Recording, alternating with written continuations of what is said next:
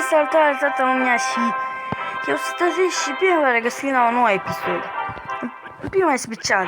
Eu am trecut în fucking Arena 2 după mult timp. Și am vrut să vă prezint pentru că eu mi-am cumpărat Pixel Baby Dragon-ul la YouTube, am câștigat-o dintr-un chest. Și aici vedeți, este clanul lui Furneșa ăsta. Și vedeți aici peste cum așa. Vedeți. Aici este clanul letal, pentru că trebuie să fie frigul cu coronă.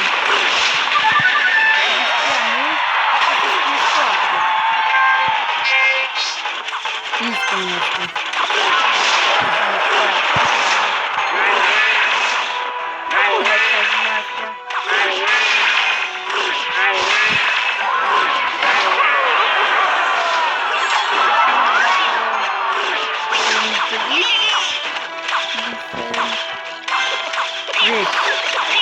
Skeletonul cât de mult damage, da! Cât îmi place foarte mult.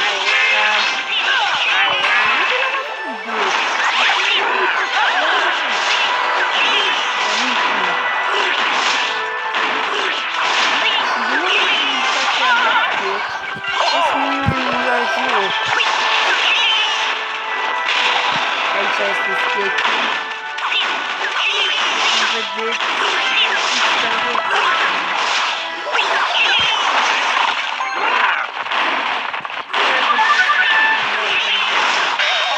Început să ai foarte brutal. Poate să se unit. Nu vreau să maxim s-a putea să fac. Nu, puțin e departe. Unde-i?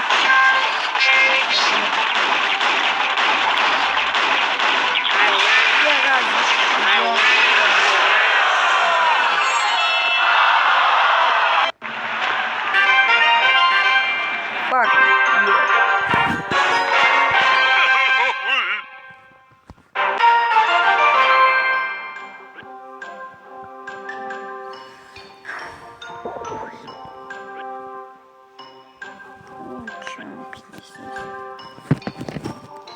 Și cam asta a fost episodul de azi.